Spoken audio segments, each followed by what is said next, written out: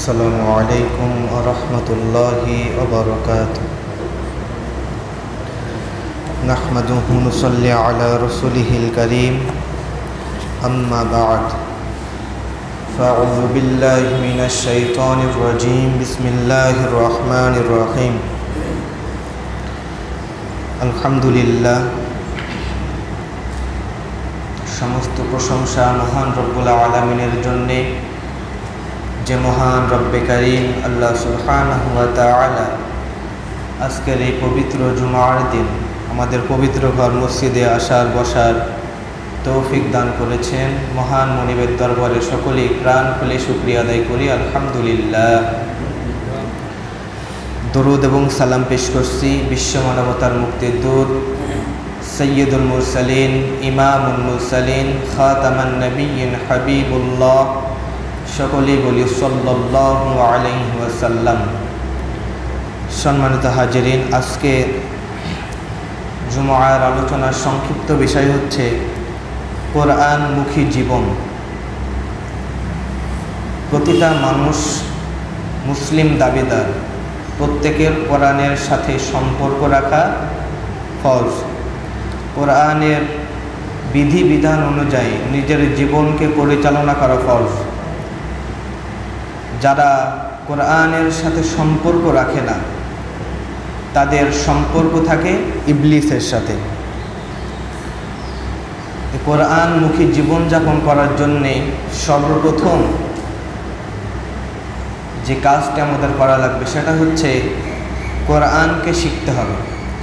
এই পৃথিবীতে যারা পথভ্রষ্ট, যারা সঠিক পথের দিশা পায় না, এরা নিঃসন্দেহে কোরআন থেকে অনেক দূরে। কারণ রাসূলুল্লাহ সাল্লাল্লাহু আলাইহি ওয়াসাল্লাম বিদায় হজ্জের ভাষণে শেষ ভাষণ দিয়েছিলেন যে আমি তোমাদের থেকে বিদায় নিয়ে চলে যাচ্ছি। তারাকতু ফীকুম আমরাইন লান তাদিল্লু তামাসসাকতুম বিহিমা কিতাবাল্লাহি ওয়া সুন্নাতা রাসূলি। আমি তোমাদের থেকে বিদায় নিয়ে চলে যাচ্ছি, তোমাদের মাঝে দুইটা জিনিস রেখে যাচ্ছি। একটা হচ্ছে কিতাবুল্লাহ, আল্লাহ তাআলার কিতাব কোরআন, আর দুই নম্বর হচ্ছে ওয়া সুন্নাতা রাসূলি, আমি রসুলের সুন্নাহ। এই দুইটা জিনিস যারা যে ব্যক্তি আঁকড়িয়ে ধরবে দলালা, সে কখনো পথভ্রষ্ট হবে না। আজকে পৃথিবীতে মুসলিমদের অধঃপতনের কারণ, তাদের মার খাওয়ার কারণ, বিজয়ে না আসার কারণ, একমাত্র কারণ তারা কোরআন এবং সুন্নাহ থেকে বিরত হয়ে গিয়েছে, কোরআন এবং সুন্নাহ থেকে দূরে সরে গিয়েছে।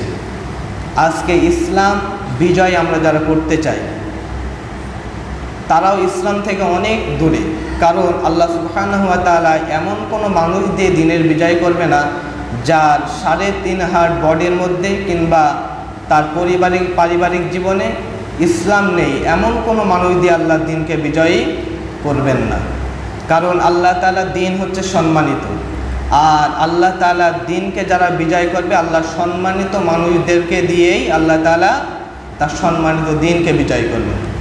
সুতরাং আমি যদি বেনামাজি হই, আমার পরিবার যদি, আমার স্ত্রী পর্দা না করে, মেয়ে পর্দা না করে, সন্তান সালাত আদায় না করে, ইসলাম অনুযায়ী না চলে, আর আমি যদি ইসলামের কাণ্ডারি হয়ে ইসলাম বিজয়ের জন্য ইসলামী আন্দোলনের সাথে যুক্ত থাকি, বিন্দু মাত্র কোনো ফায়দা আমার হবে না। তার কারণ হচ্ছে আল্লাহ সুবহানাহু ওয়া তাআলা আগে রাষ্ট্রে দিন বিজয়ের কথা বলে নাই। আগে কি বলেছে? সূরা তাহরিমের ভিতরে আল্লাহ তাআলা বলছেন যে আগে কু আনফুসাকুম ওয়া আহলিকুম নারা, আগে নিজেকে জাহান্নামের আগুন থেকে বাঁচাও, এরপরে তোমার আহালকে, পরিবারকে জাহান্নামের আগুন থেকে রক্ষা করো। আমি নিজেই পানিতে ডুবে মরছি, আমি কি আরেকজনকে রক্ষা করতে পারবো না। আগে নিজের ভিতরে ইসলামকে প্র্যাকটিস করো, আগে নিজেই ইসলামকে ফলো করো, নিজে ইসলাম অনুযায়ী চলো, এরপরে তুমি তোমার পরিবার, তোমার সমাজ, তোমার রাষ্ট্রে দিন কায়েমের জন্য চেষ্টা চালাও। সুতরাং বিজয়ে না আসার একমাত্র কারণ কোরআন এবং সুন্নাহ থেকে আমরা অনেক দূরে সরে গিয়েছি। যতই ইসলাম বিজয়ের কথা বলি না কেন, কোরআন আমার জীবনে নেই, সুন্নাহ অনুযায়ী আমার নিজের 3.5 হাত বডিকে আমি সাজাতে পারিনি। ওই ইসলাম বিজয়ের কাজ আমাকে দ্বারা আল্লাহ তাআলা কখনো দিন বিজয়ের কাজ করাবেন না। কাজ আমরা করতে থাকবো, ফল স্বরূপ কিছু আসবে না। তার কারণ নিজেকে আগে ইসলাম অনুযায়ী সাজাতে হবে। হাজিরিন, কোরআন মুখী জীবনযাপন করতে হলে আমাদের আগে সর্বপ্রথম এ কোরআনকে শিখতে হবে। আল্লাহ সুবহানাহু ওয়া তাআলা সর্বপ্রথম যে বিধান দিয়েছেন, যে ওহী করে রাসূল সাল্লাল্লাহু আলাইহি ওয়াসাল্লামকে আল্লাহ তাআলা সর্বপ্রথম যে ওহী করেছিলেন, সে ওহীটা সলাতের নয়, রোজার নয়, হজের নয়, জাকাতের নয়। সর্বপ্রথম যে ওহী আল্লাহ সুবহানাহু ওয়া তাআলা রাসূলের প্রতি নাজিল করেছিলেন সেটা হচ্ছে কি, যে কোরআনকে তুমি পড়ো। দেখুন, সলাত ইসলামের এত বড় একটি গুরুত্বপূর্ণ ইবাদত, যেই সলাত সম্পর্কে রাসূলুল্লাহ সাল্লাল্লাহু আলাইহি ওয়াসাল্লাম বলেছেন যে বাইনাল আবদি ওয়া বাইনাল কুফরি তারকুস সালাহ। একজন কাফের এবং আল্লাহর বান্দার মাঝে পার্থক্য হচ্ছে সলাত। যে ব্যক্তি সলাত আদায় করে না সে কাফের, আর যে ব্যক্তি সলাত আদায় করে সে আল্লাহর গোলাম। সলাত এত বড় একটি গুরুত্বপূর্ণ ইবাদত হওয়ার সত্ত্বেও আল্লাহ সুবহানাহু ওয়া তাআলা সলাতের বিধানকে মানব জাতির জন্য আগে দেন নাই। মাহে রমাদানের সিয়াম এত বড় গুরুত্বের দাবিদার রাখে, যেই সিয়াম সম্পর্কে রাসূলুল্লাহ সাল্লাল্লাহু আলাইহি ওয়াসাল্লাম বলেছেন, মান সামা রমাদানা ঈমানান ওয়া ইহতিসাবান গুফিরা লাহু তাকাদ্দামা মিন যামবি। যে রাসূল সাল্লাল্লাহু আলাইহি ওয়াসাল্লাম বলছেন, কেউ যদি ঈমানের সাথে এবং সওয়াব পাওয়ার আশায় রমাদানের সিয়াম পালন করে, আল্লাহ সুবহানাহু ওয়া তাআলা তার জীবনের সমস্ত গুনাহগুলোকে মাফ করে দেন। সুবহানাল্লাহ। সিয়াম এত বড় গুরুত্বপূর্ণ ইবাদত হওয়ার পরেও আল্লাহ সুবহানাহু ওয়া তাআলা সিয়ামের বিধান আগে দেননি। অথচ সর্বপ্রথম আল্লাহ সুবহানাহু ওয়া তাআলা রাসূল সাল্লাল্লাহু আলাইহি ওয়াসাল্লামের কাছে ওহী করলেন, ইকরা বিসমি রাব্বিকাল্লাযী খলাক। হে রাসূল, আপনি পড়ুন আপনার রবের নামে যিনি আপনাকে সৃষ্টি করেছেন।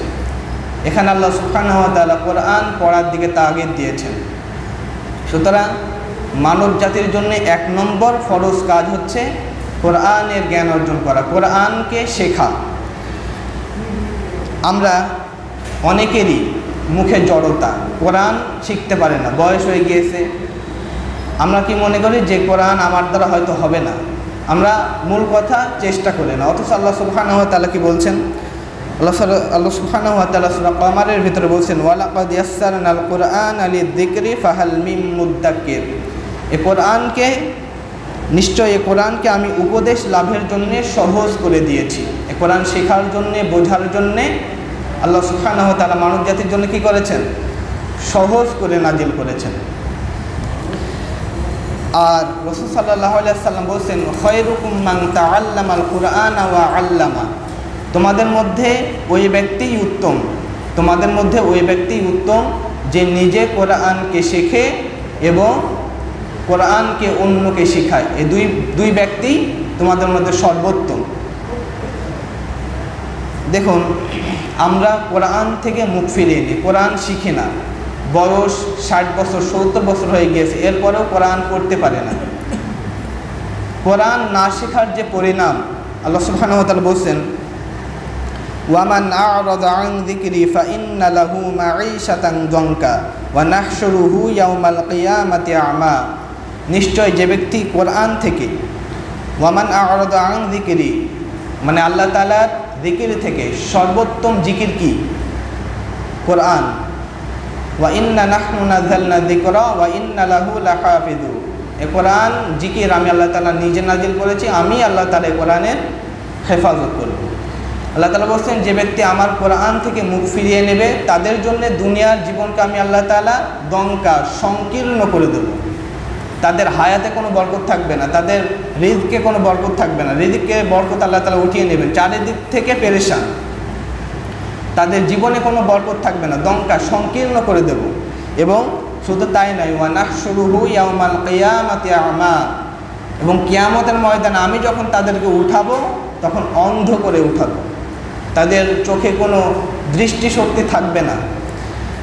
তারা যখন অন্ধ হয়ে হাসরের ময়দানে উঠবে তারা বলবে, ক্বালা রাব্বি লিমা হাশারতানি আমা ওয়া ক্বাদ কুনতু বাসীরা। তারা বলবে, হে আমার রব, আমরা তো দুনিয়াতে চক্ষুষ্মান ছিলাম, দুনিয়াতে তো আমাদের দৃষ্টি ছিল, চোখ ছিল, কেন আমাদেরকে আপনি আজ কিয়ামতের ময়দানে অন্ধ করে উঠালেন? এর জবাবে আল্লাহ সুবহানাহু ওয়া তাআলা বলবেন, ক্বালা কাযালিকা আতাতকা আয়াতুনা ফানাসিতাহা ওয়া কাযালিকাল ইয়াউমা তুনসা। তারা আল্লাহ সুবহানাহু ওয়া তাআলা তাদের প্রতি উত্তরে বলবেন, হ্যাঁ, এভাবেই আমি যখন দুনিয়াতে তোমাদের কাছে আমার কোরআনের আয়াত গিয়েছিল, তোমরা এ কোরআন থেকে মুখ ফিরিয়ে নিয়েছিলে, এ কোরআনকে শেখোনি, এ কোরআনকে বোঝোনি। আজকে হাসরের ময়দান আমি আল্লাহ সুবহানাহু ওয়া তাআলা দুনিয়াতে যেভাবে তোমরা কোরআন ভুলে গিয়েছিলে, আজকে হাসরের ময়দানে তোমাদেরকে ভুলে গিয়ে তোমাদের চোখকে আমি আল্লাহ তাআলা অন্ধ করে দিলাম। তোমাদের সাথে আজ আমার কোনো কথা নেই, তোমাদের আজকে আমি আল্লাহ সুবহানাহু ওয়া তাআলা তোমাদের মতোই ভুলে গেলাম। তা আমাদের কোনো উপায় আছে? আল্লাহ সুবহানাহু ওয়া তাআলা যদি আমাদেরকে ভুলে যায়, নাজাতের কোনো পথ থাকবে আমাদের? অসম্ভব, নাজাতের কোনো পথ নেই। স্বয়ং রব আমাকে ভুলে যাচ্ছেন। আল্লাহ সুবহানাহু ওয়া তাআলা যারা কোরআন পড়ে না, কোরআন শেখে না, এদের শাস্তি সম্পর্কে, এদের পরিণাম সম্পর্কে আল্লাহ তাআলা সূরা যুখরুফের ভিতরে আল্লাহ তাআলা আরও বলছেন, ওয়ামান ইয়াশু আন যিকরির রহমানি নুকাইয়িদ লাহু শাইতানান ফাহুয়া লাহু কারিন। আল্লাহ সুবহানাহু ওয়া তাআলা বলেন, যে ব্যক্তি রহমানের স্মরণ থেকে, কোরআন থেকে মুখ ফিরিয়ে নেবে, গাফেল হয়ে যাবে, তাদের জন্য আমি আল্লাহ সুবহানাহু ওয়া তাআলা নিজে দায়িত্ব নিয়ে তাদের পিছনে একটা শয়তান আমি আল্লাহ তাআলা যুক্ত করে দেব, এবং শয়তান তার বন্ধু হবে। যারা কোরআনকে শেখে না, নিয়মিত কোরআন পড়ে না, এদের আল্লাহ সুবহানাহু ওয়া তাআলা বলেন আমি আল্লাহ তাআলা নিজে দায়িত্ব নিয়ে তাদের পিছনে একটা শয়তানি নিযুক্ত করে দেব, এবং শয়তান হবে তাদের বন্ধু। শুধু তাই নয়, ওয়া ইন্নাহুম লা ইয়াসুদ্দুনাহুম আনিস সাবিলি ওয়া ইয়াহসাবুনা আন্নাহুম মুহতাদুন। এবং শয়তান তাদেরকে সৎ কাজ থেকে বিরত রাখবে, কোনো ভালো কাজের ধারের কাছেও যেতে দেবে না। শুধু তাই নয়, এবং যারা কোরআন পড়ে না, শয়তান তাদের নিযুক্ত হয়েছে, ভালো কাজ থেকে বিরত রাখছে, এবং তারা মনে করবে, শয়তানের প্ররোচনায় যে কাজগুলো তারা করছে, তারা মনে করবে তারা সঠিক কাজই করছে, অথচ তারা ডাহা ভুলের মধ্যে নিমজ্জিত হয়ে আছে। যে কাজগুলো করছে শয়তানের প্ররোচনায়, কোনোটা ঠিক না, এবং শয়তান এমনভাবে তাদের ধোঁকা দেবে, মনে করবে আমরা সঠিক পথেই আছি, সঠিক কাজ কারবারই করছি। সলাতের প্রতি মনোযোগ নেই, কোরআন তেলাওয়াতের প্রতি মনোযোগ নেই, আল্লাহ তাআলার কোনো ইবাদতের প্রতি তার স্বাদ তৃপ্তি পায় না। সে আল্লাহ তাআলা বাধ্যতামূলক করে দিয়েছেন, এই জন্য বাধ্য হিসাবে মুসলমান হিসাবে সালাতে আসলেও আসে, কিন্তু প্রকৃত স্বাদ যে মজা সে সেটা উপলব্ধি করতে পারে না। তার কারণ রবের যে বাণী, সেই কোরআনের সাথেই তো তার সম্পর্ক নেই।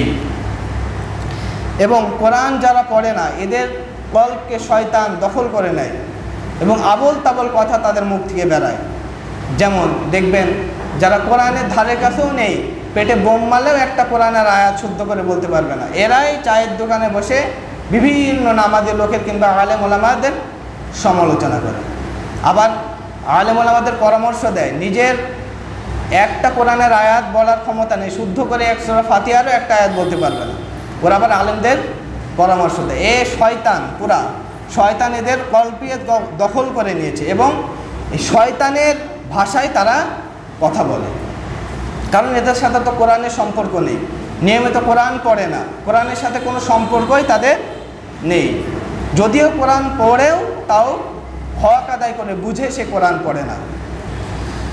হাজিরিন, 3 নম্বরে আল্লাহ সুবহানাহু ওয়া তাআলা বলছেন, যারা কোরআন পড়ে না, এদের বিরুদ্ধে স্বয়ং রাসূল সাল্লাল্লাহু আলাইহি ওয়াসাল্লাম নিজে কিয়ামতের ময়দানে আল্লাহ সুবহানাহু ওয়া তাআলার কাছে অভিযোগ করবে।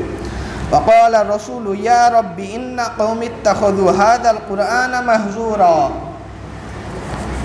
আল্লাহ সুবহানাহু ওয়া তাআলা বলেন, হাসরের ময়দানে রসুল আমাকে বলবে, ওয়াকাল রসুল আমাকে বলবে যে, হে আমার রব, আমার মৃত্যুর পরে আমার এই উম্মতের লোকেরা এ কোরআনকে পরিত্যাজ্য বিষয় হিসেবে পরিগণিত করেছিল, এ কোরআন তারা পড়েনি, কোরআন শেখেনি, কোরআন অনুযায়ী আমল করেনি। সুতরাং আজকে আমি রসুল তোমার কাছে আমার উম্মতের বিরুদ্ধে মামলা দায়ের করলাম। কিয়ামতের ময়দানে আল্লাহ সুবহানাহু ওয়া তাআলাই হবেন বিচারক, এবং উকিল হবেন কে? রাসূল সাল্লাল্লাহু আলাইহি ওয়াসাল্লাম এবং আসামি হব আমরা। আপনি কোর্টে একটি উকিল নিয়োগ দিয়েছেন, আপনি দুনিয়াবি কোনো মামলায় জড়িত হয়েছেন, কোর্টে আপনি একটি উকিল নিয়োগ দিয়েছেন আপনার পক্ষে। এখন কোর্টের শুনানি শুরু হয়েছে, হিয়ারিং শুরু হয়েছে। এই অবস্থায় যদি আপনার নিয়োগকৃত উকিল যদি আপনার পক্ষ না নিয়ে উল্টো আপনার বিরুদ্ধে অবস্থান করে, সেই মামলায় কি আপনি জিততে পারবেন না নির্ঘাত হারবেন? নির্ঘাত হারতে হবে, কারণ আপনার নিয়োগকৃত উকিলে আপনার বিরুদ্ধে অবস্থান নিয়েছে।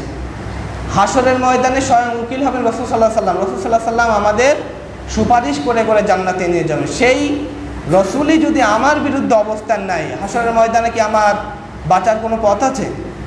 নির্ঘাত জাহান্নামে যেতে হবে। এ কোরআনের 7টি হক রয়েছে। আপনাদের সামনে এর আগেও একটি হক নিয়ে আলোচনা করেছিলাম। যারা এ কোরআনকে পড়ে না, বোঝে না, আমল করে না, তারা রসুলের মামলার আসামি হবে। হাজিরিন, কোরআনমুখী জীবনযাপন করতে হলে আমাদের প্রথমে কোরআনকে শিখতে হবে। 2 নম্বর হচ্ছে এ কোরআন নিয়মিত তেলাওয়াত করতে হবে শেখার পর, এবং এ কোরআন অনুযায়ী আমল করতে হবে। কারণ হাদিসের মধ্যে এসেছে যে আমরা শুধু কোরআনই পড়ি, কোরআন বুঝিও না, বাস্তব জীবনে আমলের তেমন কোনো খবর থাকে না। অথচ হাদিসের ভিতরে এসেছে রাসূল সাল্লাল্লাহু আলাইহি ওয়াসাল্লামের সাহাবেরা যখন এই কোরআনকে শেষ করতে তাদের বছরের পর বছর, মাসের পর মাস, বছরের পর বছর লেগে যেত। কারণ কি? তারা কোরআনের এক একটা আয়াত পড়তেন, বুঝতেন এবং বাস্তব জীবনে আমল করতেন। ফলে সাহাবেরা তখন বাস্তব জীবনে রাস্তাঘাটে চলাফেরা করতেন, লোকেরা দেখতে পেত যেন জীবন্ত কোরআন রাস্তাঘাটে চলাফেরা করছে। সুবহানাল্লাহ। তারা বাস্তব জীবনে কোরআনকে আমল করতেন, এক একটা আয়াত পড়তেন, বুঝতেন এবং আমল করতেন। এইভাবে করে শেষ করতে করতে তাদের এই কোরআনকে খতম দিতে বছরের পর বছর লেগে যেত। আর আমাদের অবস্থা শুধু আরবি পড়ে কোরআন খতম করি, অর্থও বুঝি না, কোরআন অনুযায়ী আমলও করি না। দেখুন, এ কোরআন যারা নিয়মিত পাঠ করবে, রাসূল সাল্লাল্লাহু আলাইহি ওয়াসাল্লাম বলেছেন ইকরাউল কোরআন, তোমরা এ কোরআনকে পাঠ করো। ফাইন্নাহু ইয়াতি ইয়াউমাল কিয়ামাতি শাফিআন লিআসহাবি, নিশ্চয়ই এ কোরআন কিয়ামতের ময়দানে তোমার জন্য সুপারিশ করবে। হাসরের ময়দানে মানুষের উম্মতের চাইতে বিপদগ্রস্ত আর কেউ হবে না। জান্নাতে যাব নাকি জাহান্নামে যাব, সূর্য মাত্র 1 হাত উপরে থাকবে। এ কঠিন ময়দানে আল্লাহ সুবহানাহু ওয়া তাআলা এ কোরআনকে উপস্থিত করবেন, এবং যারা দুনিয়াতে কোরআনের সাথে সম্পর্ক রেখেছিল, এ কোরআন নিয়মিত যারা তেলাওয়াত করেছিল এবং বাস্তব জীবনে আমল করেছিল, এ কোরআন তাদের জন্য সুপারিশ করবে জান্নাতে যাওয়ার জন্য। রাসূল সাল্লাল্লাহু আলাইহি ওয়াসাল্লাম আরও বলছেন ইউতা ইয়াউমাল কিয়ামাতি বিল কুরআন ওয়া আহলিহিল্লাযীনা কানু ইয়ামালুনা বিহি ফিদ দুনিয়া তাকদুমুহু সূরাতুল বাকারা ওয়া আল ইমরান। রাসূল সাল্লাল্লাহু আলাইহি ওয়াসাল্লাম বলছেন যে কিয়ামতের ময়দানে এ কোরআন এবং এ কোরআন অনুযায়ী যারা আমল করেছিল তাদেরকে উপস্থিত করা হবে, এবং তাদের সামনে থাকবে সূরা বাকারা এবং আল ইমরান। তাদের সামনে যখন থাকবে ওয়াতুহাজ্জানি আন সাহিবিহিমা, এই সূরা বাকারা এবং আল ইমরান আল্লাহ সুবহানাহু ওয়া তাআলার সাথে ওই বান্দার পক্ষে বিতর্কে লিপ্ত হবে। আল্লাহ তাআলার সাথে সূরা বাকারা এবং আল ইমরান বান্দাকে জান্নাতে নেওয়ার জন্য কি করবে? আল্লাহ তাআলার সাথে ঝগড়ায় লিপ্ত হবে যে আল্লাহ তাআলা একে জান্নাতে দেওয়াই লাগবে, কারণ এ আমার সাথে সম্পর্ক রেখেছিল, আমাকে নিয়মিত তেলাওয়াত করেছিল, নিয়মিত আমার এই অনুযায়ী আমল করেছিল, সুতরাং একে জান্নাতে দেওয়া লাগবে। সুতরাং আরও সূরা বাকারার অগণিত ফজিলত রয়েছে। যেমন রাসূল সাল্লাল্লাহু আলাইহি ওয়াসাল্লাম বলেছেন, কোনো ঘরে যদি নিয়মিত সূরাতুল বাকারা পাঠ করা হয়, ওই ঘরে আল্লাহ সুবহানাহু ওয়া তাআলা রহমত বর্ষণ করেন।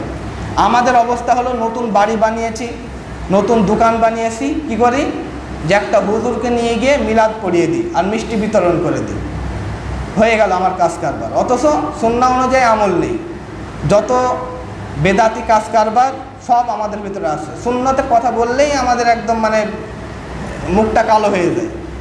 যদি কোনো ইবাদতের কথা কেউ জিজ্ঞাসা করে যে এমন ইবাদত বলুন যে আল্লাহ তাআলার কাছে রাজি খুশি করা যায়, ইবাদত বললাম যে 5 ওয়াক্ত নামাজ পড়বেন, ফরজ রোজাগুলো ঠিক মতো করবেন, নফল নামাজ পড়ার চেষ্টা করবেন, আরও দান সাদাকা করবেন, এই সুন্নাহ যতগুলো আমল আছে, আর নিয়মিত সূরাতুল বাকারা পাঠ করবেন, ফজিলতপূর্ণ সূরাগুলো পাঠ করবেন। এই যে সুন্নাহ মাফিক যতগুলো আমল আছে, এই আমলগুলোর কথা যখন বলি তখন বলি এই সামান্যটুকু মানে আপনার পছন্দ হচ্ছে না, সুন্নাহকে পছন্দ হচ্ছে না। যদি বাড়িয়ে বেদাতগুলো বলি যে অমুক করা লাগবে, হুজুর টাকা লাগবে, দোয়ার অনুষ্ঠান করা লাগবে, মিলাদ পড়া লাগবে, টাকা দেওয়া লাগবে, মাদ্রাসা ছেলে এনে কোরআন খতম দেওয়া লাগবে, এই সুন্নাহ বিরোধী যতগুলো কাজ কারবার আছে এইগুলো বললেই খুব খুশি।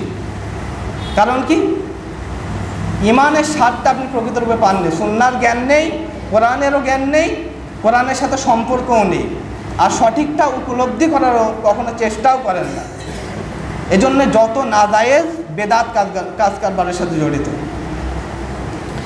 সম্মানিত হাজিরিন, এ কোরআন আমরা অনেকেই পড়তে গেলে কষ্ট হয়, এদেরও ফজিলত রয়েছে আলাদা। রাসূল সাল্লাল্লাহু আলাইহি ওয়াসাল্লাম বলছেন, আল্লাযী ইয়াকরাউল কুরআনা ওয়া হুয়া মাহিরুন বিহি মা'আস সাফারাতিল কিরামিল বারারা, যে বিশুদ্ধভাবে দক্ষতার সাথে কোরআনকে তেলাওয়াত করে, ঝরঝরে গলায় কোরআনকে নিয়মিত তেলাওয়াত করে, কিয়ামতের ময়দানে তারা মহাসম্মানিত হবে এবং সম্ভ্রান্ত ফেরেশতাদের সাথে তাদের সম্ভ্রান্ত ফেরেশতাদের সাথে তারা থাকবে কিয়ামতের ময়দানে, যারা শুদ্ধভাবে কোরআনকে ঝরঝরে করে বিশুদ্ধভাবে কোরআনকে যারা তেলাওয়াত করে। এবং ওয়াল্লাযী ইয়াকরাউল কুরআন ওয়া ইয়াতাতাউ ফীহি ওয়া হুয়া আলাইহি শাকুন লাহু আজরান, আর যারা কোরআন পড়তে গেলে যাদের কষ্ট হয়, যারা কষ্ট করে কোরআন পড়ে এবং বারবার জিহ্বাতে আটকে যায়, এদের জন্যে এরপরেও কষ্টকে উপেক্ষা করে, কষ্টকে পিছনে রেখে, কষ্টকে কষ্ট না মনে করে যারা কোরআন তেলাওয়াতকে অবিরত চালিয়ে যায়, এদের জন্য ডবল সওয়াব। এক হচ্ছে কষ্ট করা সওয়াব, যে পারছি না শুদ্ধভাবে কোরআনকে, আমার জিহ্বায় আটকে যাচ্ছে, গলায় আটকে যাচ্ছে, তারপরেও কোরআনকে আমি সঠিকভাবে পড়তে পারছি না, এই যে কষ্ট হচ্ছে, কষ্টের একটি সওয়াব। আর যে বান্দা তেলাওয়াত করছে কষ্ট হওয়ার সত্ত্বেও, ও তেলাওয়াতের একটি সওয়াব। যারা কোরআন পড়তে গেলে কষ্ট হয় এদের জন্য দুইটা সওয়াব, কষ্টের একটি সওয়াব আর তেলাওয়াতের আর একটি সওয়াব। এত সুযোগ সুবিধা, এত ফজিলত রাখার পরেও যারা নিয়মিত কোরআন পড়ে না, এদের চাইতে কপাল পোড়ার, এবং এদের হাসরের ময়দানে মুক্তি নাজাত পাওয়ারও কোনো পথ নেই। এবং এ কোরআনকে তেলাওয়াত করব আমরা কিভাবে? অত্যন্ত মধুর সুরে, আমার সুর যতটুকু আছে আল্লাহ সুবহানাহু ওয়া তাআলা যাই আমাকে দান করেছেন, আমি সর্বোচ্চ চেষ্টা করব এ কোরআনকে সুন্দরভাবে তেলাওয়াত করার জন্যে। দেখুন, রাসূল সাল্লাল্লাহু আলাইহি ওয়াসাল্লাম রিয়াদুস সালিহিনের এবং আবু দাউদের একটা হাদিসের মধ্যে বলছেন, মাল্লাম ইয়াতাগান্না বিল কুরআন ফালাইসা মিন্না, যে ব্যক্তি সুমধুর কণ্ঠে সুন্দরভাবে সুরে সুরে কোরআনকে তেলাওয়াত করে না, এরা আমাদের দলভুক্ত না। অর্থাৎ রাসূল সাল্লাল্লাহু আলাইহি ওয়াসাল্লাম এখানে কোরআনকে সুন্দরভাবে কোরআন পড়ার জন্যে তাগিদ দিলেন, যে কোরআনকে তোমরা পড়ো সুমধুর কণ্ঠে, সুন্দরভাবে কোরআনকে তোমরা তেলাওয়াত করো। এ কোরআনের সুর মানুষকে বিমোহিত করে, এ কোরআনের সুর মানুষকে আকর্ষিত করে। যেমন কাফের হওয়ার সত্ত্বেও নবী করিম সাল্লাল্লাহু আলাইহি ওয়াসাল্লামের কণ্ঠে যখন তারা কোরআনকে শুনেছে, কাফের হওয়া সত্ত্বেও তাদেরকে কোরআনের সুর তাদেরকে গ্রাস করেছে, আকর্ষণীয় করেছে। যেমনি আবু জাহাল, রাসূল সাল্লাল্লাহু আলাইহি ওয়াসাল্লাম নিজের অভ্যাস মোতাবেক নিয়মিত রাতের বেলা কোরআনকে তেলাওয়াত করতেন, এবং কাফেররা কী করত? আবু জেহেল, উতবা, সাইবা এবং আবু সুফিয়ান, এরা রাসূল সাল্লাল্লাহু আলাইহি ওয়াসাল্লামের বাড়ির চারপাশে ঘিরে থাকতো, রাত দুপুরে তারা কোরআনের সুর শুনত। একতে কোরআন, আবার কোরআন তেলাওয়াত করছেন যিনি, জিনার প্রতি কোরআন নাজিল হয়েছে, তাহলে কতটা না মজা লাগার কথা। কাফেররা বাড়ির চারিদিকে ঘিরে কোরআনকে তেলাওয়াত শুনতো। তারা একদিন কাফেররা চারিদিকে ঘিরে কোরআন তেলাওয়াত শুনতে শুনতে তারা বিমোহিত হয়ে গিয়েছে, এবং দাঁড়িয়েই কোরআন তেলাওয়াত শুনতে, রাত থেকে শুরু করে একদম ফজর পর্যন্ত কোরআন তেলাওয়াত শুনতে শুনতে তাদের খেয়ালই নাই যে বাড়ি যেতে হবে। হঠাৎ করে সকাল হয়ে যাওয়ার পর তাদের হুঁশ ফিরেছে, ফজর হয়ে যাওয়ার পর। তখন আসার পথে সমস্ত কাফেরদের সঙ্গে দেখা, বলছে তুমি এখানে কি করছো? আবু সুফিয়ান আবু জেহেলকে জিজ্ঞেস করছে, তুমি নেতা মানুষ, এখানে কি করছো? বলছে এখানে কোরআন, মুহাম্মদের কণ্ঠে কোরআন শুনছিলাম। আবু জেহেল বলছে যে একটি কথা বলি, রাগ করো না, তোমার যে মেজাজ, যে মোহাম্মদ যে কোরআন তেলাওয়াত করে, আমার মনে হয় যে এটা মোহাম্মদের কোনো বাণী নয়, বানানো কোনো বাণী নয়। আমার মনে হয় আল্লাহ সুবহানাহু ওয়া তাআলাই এই কোরআনকে মুহাম্মদ সাল্লাল্লাহু আলাইহি সাল্লামের প্রতি অবতীর্ণ করেছেন। সুবহানাল্লাহ। আবু জেহেল বলছে, শোনো, এই সমস্ত কথাবার্তা বলো না, আমি বুঝতে পেরেছি যে তোমাকে কোরআনে আকর্ষণে তুমি মোহিত হয়ে গিয়েছো, তুমি বিমোহিত হয়ে গিয়েছো, সুতরাং হাত দাও, তওবা করি। সমস্ত কাফেররা তওবা করলো যে আগামীকাল থেকে আর কখনো কোরআন শুনতে আসবে না, কখনো আসবে না, আমিও আসবো না, তোমরাও আসবে না। আচ্ছা ঠিক আছে। পরের দিন আবার দিন গড়িয়ে রাত এলো, রাসূল সাল্লাল্লাহু আলাইহি ওয়াসাল্লাম নিজের অভ্যাস মোতাবেক আবার কোরআন তেলাওয়াত শুরু করলেন। প্রত্যেকটা কাফের আবার চিন্তা করছে যে আবু জেহেলের হাতে যখন সবাই হাত দিয়ে তওবা করেছে, কেউ আর আসবে না। আবু জেহেল চিন্তা করছে, কেউ যেহেতু আসবে না, আজকে আমি নিজে একা মজা করে কোরআন শুনবো। আবু সুফিয়ান, উতবা এবং সাইবা একই চিন্তা করছে, তারা একই চিন্তা করে আবার কোরআন শুনতে গিয়েছে। কোরআন তেলাওয়াত রাসূল সাল্লাল্লাহু আলাইহি ওয়াসাল্লাম করছেন। কোরআন তেলাওয়াত করতে করতে রাসূল সাল্লাল্লাহু আলাইহি ওয়াসাল্লাম নিজের অভ্যাস মোতাবেক কোরআন তেলাওয়াত করছেন। আবু জেহেল কোরআন তেলাওয়াত শুনছে রাতের বেলা, চারিদিকে দাঁড়িয়ে চারজন কাফের, শুনতে শুনতে রাত দুপুর গড়িয়ে ফজর হবে ভাব।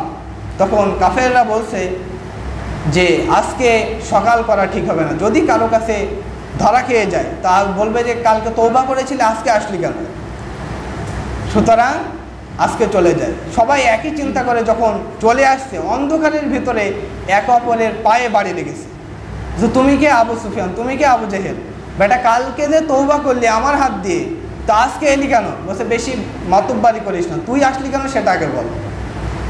আবু জেহেল বলল, সুতরাং বুঝতে পেরেছি কোরআনকে এভাবে বন্ধ করা যাবে না, সুতরাং আমাদের আইন পাশ করে, বিধান পাশ করে দারুল নাদওয়া পরিষদে বৈঠক করে আমাদের এই কোরআনকে আইন পাশ করে বন্ধ করতে হবে। কি করতে হবে? তারা যে সিদ্ধান্তটা পাশ করেছিল সেই সিদ্ধান্ত আল্লাহ সুবহানাহু ওয়া তাআলা সূরা হামিম সিজদার মধ্যে তাদের এই সিদ্ধান্তটা তুলে দিয়েছেন। তারা কি বলল? ওয়াকালাল্লাযীনা কাফারু লা তাসমাউ লিহাযাল কুরআন, ও কাফেররা বলল যে তোমরা এই কোরআনকে শুনো না। ওয়ালগাউ ফীহি, যেখানে মুহাম্মদ কোরআন তেলাওয়াত করবে সেখানে তোমরা হট্টগোল করবে, চেঁচামেচি করবে, তাহলে কি হবে? লাআল্লাকুম তাগলিবুন, তাহলে আশা করা যায় বিজয়ের মালা তোমাদের গলায় পড়বে। সুতরাং কোরআনকে তোমরা শুনো না। কোরআনের আকর্ষণ এক ভিন্ন আকর্ষণ। আর ওমর ইবনুল খাত্তাব রাদিয়াল্লাহু তাআলা আনহুর ইসলাম গ্রহণের আগের ইতিহাস আমরা সকলেই জানি, কোরআনের প্রতি তিনি কিভাবে আকর্ষিত হয়েছিলেন। আর সর্বশেষ যে কথাটা বলতে চাই সেটা হচ্ছে যে কোরআন, যে মুমিন নিয়মিত কোরআন পড়ে, নিয়মিত কোরআনকে পাঠ করে, কোরআনের সাথে সম্পর্ক রাখে, তাদের মর্যাদা কত। তাদের উদাহরণ দিতে গিয়ে নবী করিম সাল্লাল্লাহু আলাইহি ওয়াসাল্লাম কি বলেছেন? হাজিরিন, রাসূল সাল্লাল্লাহু আলাইহি ওয়াসাল্লাম বলছেন, মাসালুল মুমিনিনাল্লাযীনা ইয়াকরাউল কুরআন মাসালুল রুজ্জা। রাসূল সাল্লাল্লাহু আলাইহি ওয়াসাল্লাম বলছেন, যে মুমিন নিয়মিত কোরআনকে তেলাওয়াত করে, নিয়মিত কোরআনকে পাঠ করে, তাদের উদাহরণ হলো কমলা লেবুর মতো। রিহুহা তাইয়্যিবুন ওয়া তা'মুহা তাইয়্যিবুন, যার সুবাস কতই না চমৎকার এবং স্বাদও অনেক উত্তম। আর ওয়া মাসালুল মুমিনিনাল্লাযীনা লা ইয়াকরাউল কুরআন কামাসালিত তামরা, আর যে মুমিন নিয়মিত কোরআনকে তেলাওয়াত করে না, তাদের উদাহরণ হচ্ছে খেজুরের মতো। লা রিহা লাহা ওয়া তা'মুহা হুলউন, যার স্বাদ অত্যন্ত ভালো, যার স্বাদ আছে কিন্তু কোনো ঘ্রাণ নেই, কোনো সুগন্ধ নেই, কোনো বাসনা নেই, কিন্তু স্বাদ আছে। আর যে মুনাফিক কোরআন তেলাওয়াত করে তাদের উদাহরণ কীরকম? ওয়া মাসালুল মুনাফিকিল্লাযীনা ইয়াকরাউল কুরআন কামাসালিল রাইহানা, যে মুনাফিক কোরআনকে তেলাওয়াত করে তাদের উদাহরণ হচ্ছে রাইহানা ফুলের মতো। রিহুহা তাইয়্যিবুন ওয়া তা'মুহা মুররুন, যার সুবাস অনেক সুন্দর কিন্তু স্বাদ অত্যন্ত তিক্ত, কোনো স্বাদ নেই। এবং ওয়া মাসালুল মুনাফিকিল্লাযীনা লা ইয়াকরাউল কুরআন কামাসালিল হানজালা, যে মুনাফিক নিয়মিত কোরআনকে পড়ে না সে হলো মাকাল ফলের মতো। লাইসা লাহা রিহুন ওয়া তা'মুহা মুররুন।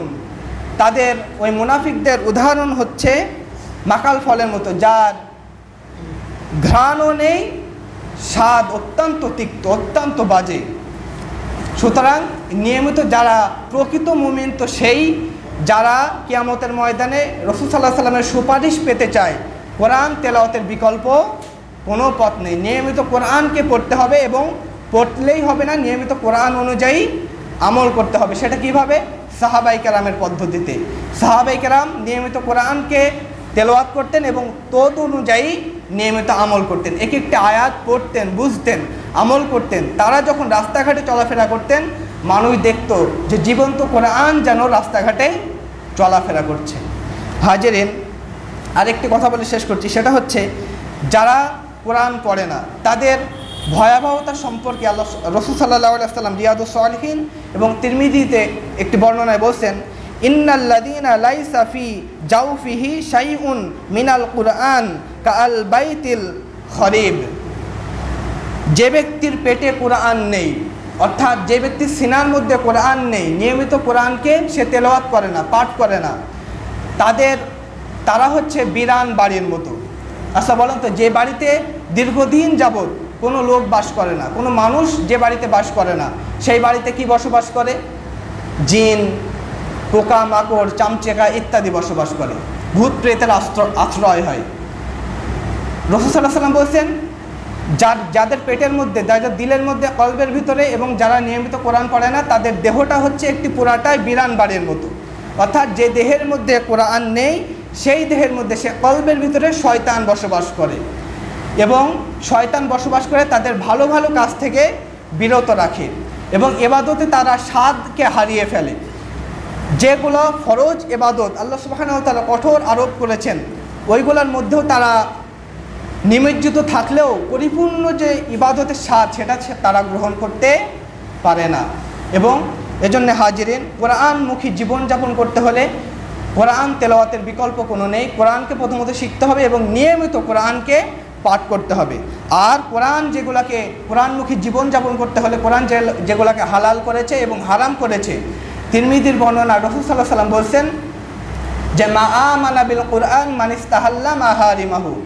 তারা এই কোরআনের প্রতি ঈমান আনেনি যারা কোরআন যেটাকে হালাল করেছে ওইটাকে যারা হারাম করে নিয়েছে এবং কোরআন যেটাকে হারাম করেছে ওইটাকে যারা হালাল বানিয়ে নিয়েছে তারা কোরআনের প্রতি ঈমান আনেনি। এ কোরআন সুদকে হারাম করেছে, কোনো মুমিন সুদের সাথে সম্পৃক্ত থাকতে পারে না। এ কোরআন ঘুষকে হারাম করেছে, কোনো অবস্থায় মুমিন ঘুষকে বেছে নিতে পারে না। এ কোরআন জেনাকে হারাম করেছে, কোনো অবস্থায় মুমিন জেনার সাথে সম্পৃক্ততা থাকতে পারে না। এ কোরআন চুরি ডাকাতি এগুলাকে হারাম করেছে, কোন মুমিন এগুলার সাথে সম্পৃক্ততা থাকতে পারে না। এ কোরআন ইয়াতিমের মালকে ভক্ষণ করা হারাম করেছে, কোনো মুমিন ইয়াতিমের মালকে আত্মসাৎ করতে পারে না। এ কোরআন জুলুমকে হারাম করেছে, কোনো মুমিন জুলুমের সাথে বিন্দু মাত্র কোনো সম্পর্ক রাখতে পারে না। সুতরাং হাজিরিন, আমরা কোরআন অনুযায়ী যদি জীবনযাপন করতে চাই, কোরআনমুখী জীবন যদি গঠন করতে চাই, কোরআন তেলাওয়াত এবং নিয়মিত কোরআনকে আগে শেখা এবং নিয়মিত কোরআনকে পাঠ করা, বিশেষ করে ফজরের পর। আর এ কোরআন অনুযায়ী আমল করা, কোরআন যেগুলোকে হারাম করেছে এগুলো হারাম জেনে আমল করে বাস্তব জীবনকে পরিচালনা করা এবং কোরআন যেগুলোকে হালাল করেছে ওই হালালগুলা আমাদের বাস্তব জীবনে আমল করা, এগুলা অনুযায়ী আমরা কোরআনমুখী জীবনযাপনকে গঠন করতে পারবো। আল্লাহ সুবহানাহু ওয়া তাআলা কোরআনমুখী জীবনযাপন করার তৌফিক আমাদেরকে দান করুন, আমিন।